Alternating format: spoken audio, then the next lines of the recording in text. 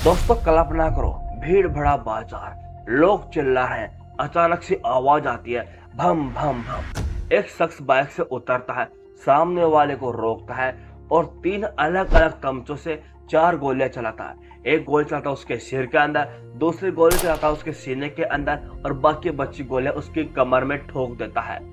पीड़ित तो वही लहवालून होकर गिर जाता है और उसकी मौत वहीं हो जाती है। और हत्यारा वो भागता नहीं है, बल्कि बाइक पर बैठकर लाइव वीडियो डालता है और बोलता है, मैंने बदला ले लिया है, मौत से कोई खौफ नहीं है, अगली बारी सिर्फ तुम्हारी है।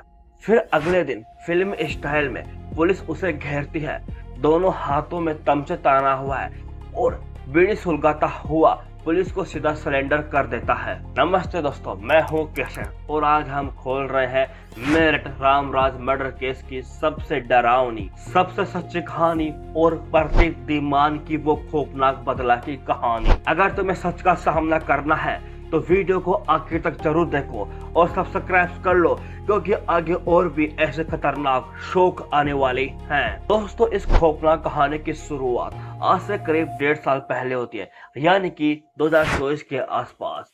उत्तर प्रदेश के मेरठ जिले फलावादा क्षेत्र का एक छोटा सा गांव है, जहां सनोता इसी गांव में रहता था। प्रदीप दीमान, उम्र लगभग 30 साल, शादीशुदा और दो छोटी छोटी बेटियों का पिता। बाहर से देखने में उसकी जिंदगी बिल्कुल सामान्य लगती थी। घर परिवार, बच्चे, सब कुछ ठीक चलता हुआ दिखाई देता था। लेकिन कई बार जिंदगी में एक ऐसा तूफान आता है जिसके बारे में हमें कभी पता नहीं होता है, जो सब कुछ बिखेर कर रख देता है। कुछ ऐसा ही हुआ था प्रदीप की जिंदगी में। एक दिन अचानक उसकी पत्नी पूनम ने घर छोड़ दिया। हैरानी की बात यह थी कि वो जाते वक्त अपनी दो छोटी बेटियों को भी पीछे छोड़ गई और चली गई एक दूसरे आदमी के साथ। समय बीतता गया, लेकिन प्रदीप के दिल में जल रही बदले की आग जरा भी ठंडी नहीं हुई। फिर आया 16 फरवरी 2026 का दिन। करीब 1.5 साल बाद प्रदीप वापस अपने गांव लौटा।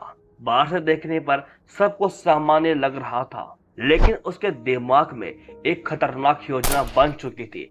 रिपोर्टर के मुताबिक गांव लौटते ही उसने 3 अलग अलग बोर देसी तमचे खरीदे और 315 बोर, 12 बोर और 32 बोर। अब प्रदीप सिर्फ इंतजार कर रहा था सही मौके का। करीब 9 दिनों तक वह लगातार सुनील का पीछा करता रहा, कभी दूर से, कभी भीड़ में छिपकर, और हर बार उसने अपना चेहरा ढक रखा था ताकि कोई उसे पहचान ना सके। वो सुनील की हर गतिविधि पर नजर रख रहा था। घर कब से निकलता है, कहाँ जाता है, किस रास्ते से आता है और कहाँ पर रुककर चाय, बिस्किट, पानी पीता है, हर एक चीज को वो फॉलो कर रहा था। और आखिरकार वो मौका आ ही गया। 25 फरवरी 2026 बुधवार की दोपहर, स्थान रामराज का मुख्य बाजार, जो बहसुमा थाना क्षेत्र में आता है। समय लगभग दोपहर 1:35 पर, यानी कि 1:45 के बीच के अंदर वो उसने ऐसा खेल खेला जिसके बारे में यह दुनिया सोच नहीं सकती। बाजार में रोज की तरह भीड़ थी, लोग अपनी खरीदारी में व्यस्त थे। किसी को जरा भी अंदाजा नहीं था कि कुछ ही सेकंड में यहाँ एक खौफनाक वारदात होने वाली है। इसी बीच सुनील अपनी बाइक पर सवार होकर सनातन धर्म मंदिर के पास से गुजर रहा था। तभी अचानक प्रदीप अपनी बाइक लेकर उसके सामने आ गया। उसने सुनील को रोका और फिर दिन दहाड़े सेकंडों लोगों की मौजूदगी में उसने ताबड़तोड़ गोलियां चलानी शुरू कर दी। पहली गोली सीधे सुनील की कमर में लगी, जिससे वो थोड़ा बदसूरत सा और अधमरा हो गया। गोली लगते ही सुनील सड़क पर गिर पड़ा, लेकिन प्रदीप यहीं नहीं रुका। वो उसके बिल्कुल पास गया और क्लोज रेंज से उसके सिर पर 2 से 3 और गोलियां दाग दी। कुल मिलाकर 4 गोलियां। इस सेकंड में सुनील लहवालुन होकर जमीन पर गिर पड़ा था और उसकी सांसें थम चुकी थी। बाजार में अचानक चीख पुकार मच गई। लोग इधर उधर भागने लगे, दुकानदार शटर गिराने लगे और पूरे इलाके में अफरा तफरी फैल गई। घायल सुनील को तुरंत अस्पताल ले जाया गया, लेकिन रास्ते में ही उसकी मौत हो गई। लेकिन दोस्तों, इस पूरी कहानी का सबसे चौंकाने वाला हिस्सा अभी बाकी था। हत्यारा के कुछ ही मिनट बाद प्रदीप कहीं छिपा नहीं, कहीं भागा नहीं, बल्कि वो आराम से अपनी बाइक पर बैठा हुआ था। और तभी उसने ऐसा काम किया जिसने पूरे सोशल मीडिया को हिलाकर रख दिया। उसने इंस्टाग्राम पर लाइव शुरू कर दिया। इंस्टाग्राम लाइव में प्रदीप के हाथ में हथियार साफ दिखाई दे रहे थे। कैमरे के सामने बैठकर वह बिना किसी डर के बोल रहा था, मैंने उसे 3 अलग अलग बोर के हथियारों से मार दिया, ले लिया है, मुझे मौत से कोई डर नहीं है। अगर किसी ने मेरे रास्ते में आने की कोशिश की तो पूनम और पुलिस वालों को भी नहीं छोड़ूंगा, इन हथियारों को नहर में फेंक दूंगा। उसके शब्दों में गुस्सा भी था और एक अजीब सा ठंडा सा लहजा लेते हुए, लंबी सांस लेते हुए कुछ ही मिनटों में यह वीडियो सोशल मीडिया पर तेजी से वायरल हो गया। यानी कि लगभग 150 मिलियन लोगों ने इस रील्स को देखा और काफी जगहों पर शेयर भी किया। लोग हैरान थे क्योंकि आमतौर पर अपराध करने के बाद आरोपी भागने की कोशिश करता है, लेकिन यह मामला बिल्कुल उल्टा था। हत्यारा खुद कैमरे के सामने आकर अपने अपराध का खुला कबूलनामा कर रहा था। जहाँ कोई एविडेंस की जरूरत नहीं थी, पुलिस के रास्ते साफ खुले हुए थे। लेकिन यहाँ पर सबसे बड़ा कारण आता है, वीडियो सामने आते ही पुलिस भी तुरंत हरकत में आ गई। पीड़ित परिवार की शिकायत पर बहसुमा थाने में मामला दर्ज किया गया और आरोपी की तलाश के लिए कई टीमों को अलग अलग कर दिया गया। फिर आया अगले दिन गुरुवार की सुबह। पुलिस के पास अब कई अहम सुराग थे, सोशल मीडिया वीडियो, लोकेशन और कुछ स्थानीय जानकारी जो उसको इन सबूतों के आधार पर सजा दिलाने के लिए काफी थी। लेकिन अब तक SSP Avinash Pandey, SP rural Abhijit Kumar और बहसुमा थाने की टीम ने मिलकर आरोपी की तलाश तेज कर दी। आखिरकार पुलिस को सूचना मिली कि प्रदीप फलावाला इलाके के पास पवन और पप्पू के गन्ने के खेत में छिपा हुआ है। अब देखिए, एक हत्यारा एक अपराध करने के बाद में कैसे गन्ने के खेत में छुपता है, बल्कि वो यहाँ पर क्या करता है, यह भी सबसे चौंकाने वाली बात है। पुलिस को उसने ऐसा डराया कि पुलिस वहां से भागने पर मजबूर नहीं हुई, यहाँ तक कि पुलिस तुरंत मौके पर पहुंची और पूरे खेत को चारों तरफ से घेर लिया। लेकिन इसके बाद जो हुआ वो किसी फिल्मी सीन से कम नहीं था। करीब 30 से 40 मिनट तक चलने वाला एक हाई वोल्टेज स्ट्रेट ऑफ शुरू हो गया। यानी कि 30 से 40 मिनट तक चलने वाला एक हाई वोल्टेज स्ट्रेट ऑफ शुरू हो गया।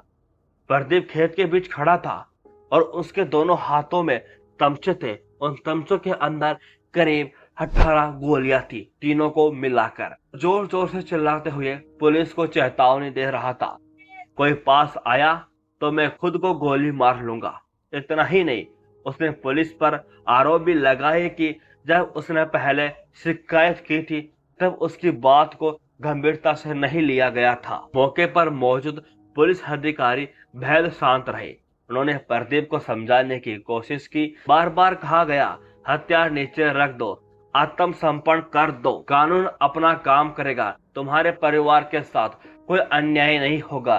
तनाव से भरा वो माहौल हर सेकंड और हर मिनट के अंदर ज्यादा खतरनाक होता जा रहा था। तनाव से भरे उस माहौल में अचानक प्रदीप ने पुलिस से एक अजीब सी मांग की।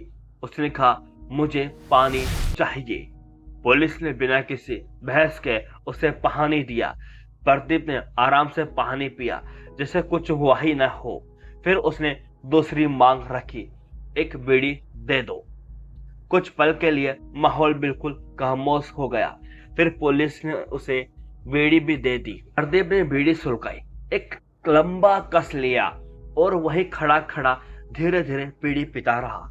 हैरानी की बात यह थी कि उस समय भी उसके दोनों हाथों में तमचे थे। चारों तरफ पुलिस खड़ी थी, लेकिन किसी ने जल्दबाजी नहीं की। पुलिस अधिकारी लगातार शांत तरीके से उसे समझाते रहे, ताकि हालात और ज्यादा खतरनाक ना हो और काबू के अंदर रहे और जो उसके साथ जो अन्याय हुआ वो उसको मिल जाए। करीब आधे घंटे तक चले इस तनाव के बाद आखिरकार वो पल आया जब प्रदीप का गुस्सा धीरे धीरे शांत होने लगा। उसने बीड़ी का आखिरी कश लिया, बीड़ी जमीन पर फेंकी और फिर धीरे धीरे अपने दोनों कदमों को हथियारों के साथ नीचे रख दिए। इसके बाद वो खुद चलकर पुलिस की तरफ बढ़ा और बिना किसी विरोध के पुलिस की गाड़ी में बैठ गया। सबसे बड़ी बात यह थी कि इस पूरी कार्रवाई में एक भी गोली नहीं चली। यहाँ पर इतने बड़े और खतरनाक मामले के बावजूद पुलिस ने बिना किसी हिंसा के आरोपी को गिरफ्तार कर लिया। बल्कि यहाँ पर गिरफ्तार नहीं किया, यहाँ पर अपराधी यानी कि धीमान प्रताप ने खुद यहाँ पर पुलिस की गाड़ी के अंदर बैठ गया। इसने प्रदीप के कब्जे से 3 देसी तमचे बरामद किए और साथ ही उन लोगों की भी जांच शुरू की जिन्होंने उसे यह हथियार उपलब्ध कराए थे।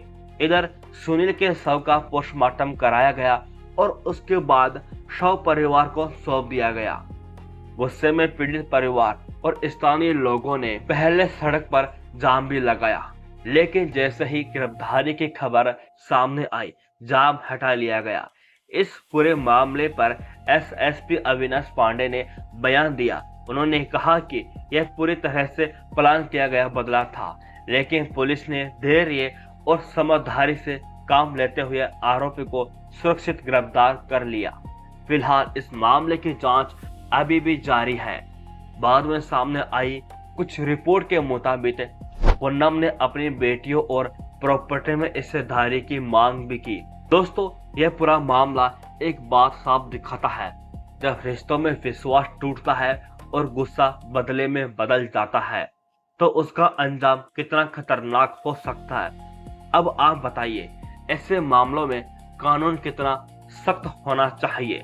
अपनी राय जरूर कमेंट में लिखिए।